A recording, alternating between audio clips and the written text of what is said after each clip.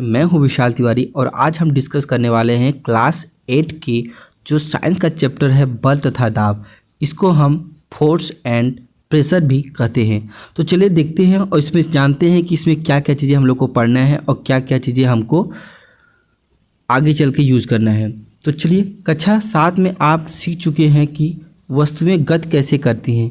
ये क्लास 7 में आपने पढ़ा होगा कि कोई भी वस्तु गति कैसे करता है। क्या आप यह बता सकते हैं कि हम यह कैसे सुनिश्चित करते हैं कि कोई वस्तु दूसरी वस्तु से अधिक तेज़ी से गतिशील है।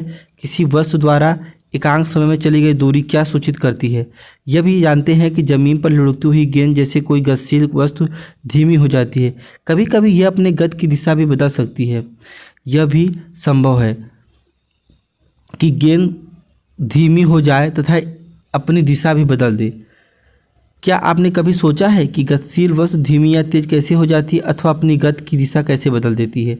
तो ये सब चीज़ें आप अपने दैनिक जीवन में देखते हैं।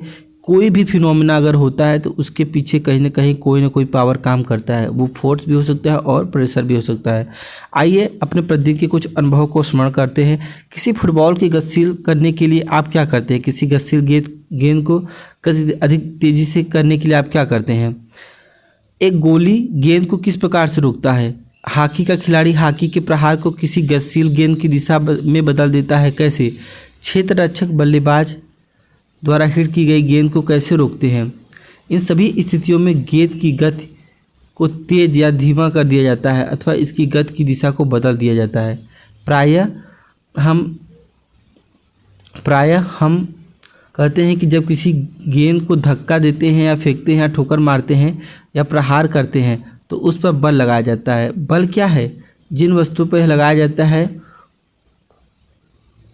उस पर क्या यह प्रभाव डालती है। इस अध्याय में हम ऐसे प्रश्नों के उत्तर खोजेंगे। पहले आता है बल आकर्षण या अभिकर्षण।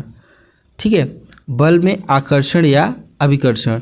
तो ये समझते हैं उठना, उठाना, खोलना, बंद करना, ठोकर मारना, हिट करना, प्रहार करना, धक्का देना, खींचना आदि ऐसी क्रियाएं हैं जो प्रायः कुछ कार्यों का वर्णन करने के लिए प्रयोग किया जाता है।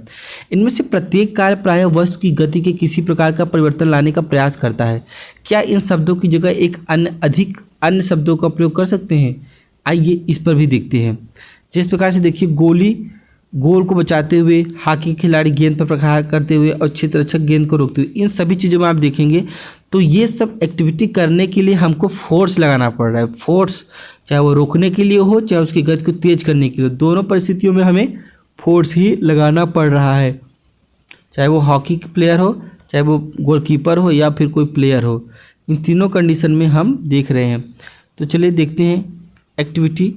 ये एक्टिविटी है जो आपको खुद से करना है कि कब आप किसी चीज़ को खींच कर बल लगाते हैं या धक्का देकर है या उठाते हैं, उसमें आकर्षण होता है या अभिकर्षण होता है। ये आपका जवाब होगा जो आपको एक्टिविटी इसमें आपको करना है। तो ये आपको खुद से करना है। अब चलते हैं अपने टॉपिक पर। क्या आपने ध्यान दिया कि इनमें से प्रत्येक कार्य को अभिकर्षण मतलब होता है खींचना, अपकर्षण मतलब होता है धक्का देना। या तो आप किसी चीज़ को खींचोगे या तो किसी चीज़ को आप पुश करोगे या धक्का दोगे। इन दोनों के रूप में व्यक्त किया जाता है। क्या हम इससे यह निष्कर्ष निकाल सकते हैं कि किसी वस्तु की गति में लाने के लिए उसे धक्का या देने के लिए आकर्षित या अभिकर्षित करना पड़ता है। विज्ञान में इसी वस्तु पर लगने वाले धक्के अभिकर्षण या खिंचाव अपकर्षण को बल कहते हैं। ठीक है, अतः हम कह सकते हैं कि वस्तु में दी गई गति बल लगाने के कारण होती है। वस्तु पर बल कब लगता है, अब हम इस पर चर्चा करेंगे। मैंने कक्षा 6 में पढ़ा है कि चुंबक एक लोहे के टुकड़े को अपनी ओर आकर्षित करता है। क्या आकर्षण भी एक खिंचाव है। किसी चुंबक के दोनों ध्रुवों के बीच प्रतिकर्षण के बारे में आप क्या सोचते हैं। यह खिंचाव अभिकर्षण है या अपकर्षण। इसका जवाब आप खुद दीजिए। अगला है बल अन्योन्य क्रिया के कारण लगते हैं। मान लीजिए कि कोई आदमी स्थिर कार में सीधे खड़ा है, क्या उसकी उपस्थिति के कारण कार में गति आएगी। मान लीजिए अब आदमी को धक्का लगाना प्रारंभ करता है, अर्थात वह इस पर बल लगाता है। कार लगाए गए बल की दिशा में गति करना प्रारंभ कर देता है। ध्यान दीजिए, एक आदमी कार के पीछे खड़ा है, एक आदमी दूसरी बार धक्का दे रहा है कि कार को गति देने के लिए आदमी को इसे धक्का लगाना पड़ रहा है। दूसरी स्थिति में कौन किसे धकेल रहा है, आप फिगर में देख सकते हैं, तो आपको आइडिया मिल जाएगा। उसी प्रकार से चित्र 11.3 में देखेंगे 3 स्थितियां दर्शाया गया है। इनमें संभवतः आप परिचित होंगे। क्या आप बता सकते हैं कि इन स्थितियों में कौन खींच रहा है, कौन धक्का दे रहा है? तो आपको दिखेगा कि ये जो दोनों लड़कियां आपस में एक दूसरे को खींच रही हैं। जिस प्रकार से एक बैल को भी एक किसान खींच रहा है। इन उदाहरणों से हम यह निष्कर्ष निकाल सकते हैं कि बल लगाने के लिए कम से कम 2 वस्तुओं की अन्योन्य क्रिया होना अत्यंत आवश्यक है।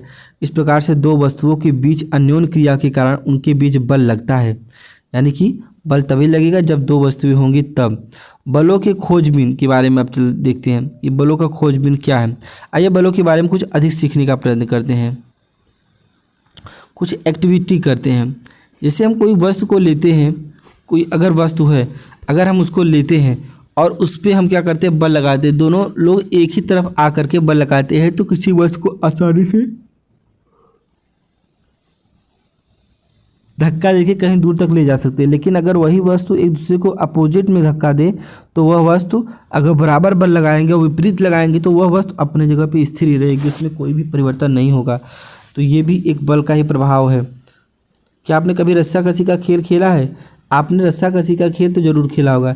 इसमें क्या होता है, 2 पक्ष होते हैं, दोनों पक्ष में बराबर बराबर व्यक्ति उसमें भाग लेते हैं, लेकिन इसमें वही व्यक्ति जीतता है जो ज़्यादा अधिक ताकतवर होता है। ठीक है, तो ऐसा क्या होता है, इसमें भी खिंचाव का कॉन्सेप्ट लगता है, यानी कि अभिकर्षण का कॉन्सेप्ट लगता है। इसमें आप खींचते हैं और जिसकी तरफ अधिक बल लगता है वो रस्सी उसी की तरफ जाके गिर जाती है और वह व्यक्ति जीत जाता है। तो इस प्रकार से हम देख सकते हैं कि बल का रूप अलग अलग है लेकिन लग बल ही रहा है। यदि इन दोनों टोलियों के रस्सी को समान बल से खींचते हैं तो रस्सा खिसकता नहीं है। अगर दोनों पक्ष बराबर ही है तो रस्सा अपने जगह पर स्थिर ही रहता है, कोई भी बदलाव देखने को नहीं मिलता है। तो इस प्रकार से आप समझ सकते हैं कि किसी वस्तु की एक ही दिशा में लगाए गए बल जुड़ जाते हैं। अगर एक ही दिशा में बल लगा रहे हैं तो बल जुड़ेगा, लेकिन अगर विपरीत दिशा में लगा रहे हैं तो बल घटता है। तो इस प्रकार से बल का कॉन्सेप्ट काम करता है।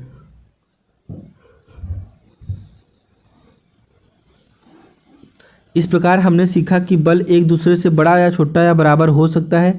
बल की प्रबलता प्रायः उसके परिणाम पर निर्भर करती है। बल के बारे में बताते समय हमें उस दिशा का उल्लेख करना भी आवश्यक है जिसमें बल कार्य करता है। हम यह भी याद रखें कि यदि लगाए गए बल की दिशा या परिणाम में परिवर्तन हो जाए तो इसका प्रभाव भी बदल जाता है। तो क्या इसका अर्थ यह है कि यदि किसी वस्तु की पर विपरीत दिशाओं में लगने वाले बल बराबर हैं तो उस पर लगने वाला नेट बल शून्य होगा? तो ये बात सही है, नेट बल शून्य होगा अगर दोनों तरफ से बराबर बल लग रहा है। तो समान रूप से किसी वस्तु पर एक से अधिक बल लग सकते हैं और लगते हैं, तथापि वस्तु पर इनका प्रभाव नेट बल के कारण ही होता है। तो नेक्स्ट वीडियो में हम पढ़ेंगे कि बल वस्तु की गति की अवस्था में परिवर्तन कैसे कर सकता है।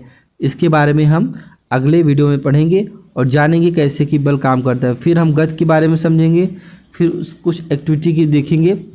उसके पश्चात हम लोग संपर्क बल देखेंगे। संपर्क बल में पेशी बल क्या होता है, चुंबकीय बल, घर्षण क्या होता है, इन सब के बारे में चर्चा करेंगे। स्थिर विद्युत बल, गुरुत्वाकर्षण बल, फिर दाब का कॉन्सेप्ट आएगा। फिर उस दाब के कॉन्सेप्ट को हम लेकर के आगे चलेंगे। तो इस प्रकार से ये पूरा चैप्टर ख़त्म हो जाएगा और फिर उसके बाद हम इसकी जो क्वेश्चन है वो कराएंगे। तो आशा करता हूँ ये आपको वीडियो बहुत अच्छा लगा होगा। अगर वीडियो अगर अच्छा लगे तो इस चैनल को सब्सक्राइब करें, वीडियो को लाइक करें और ज़्यादा से ज़्यादा लोगों को शेयर करें। मिलते हैं नेक्स्ट वीडियो में, तब तक के लिए जय हिंद, जय भारत और वंदे मातरम।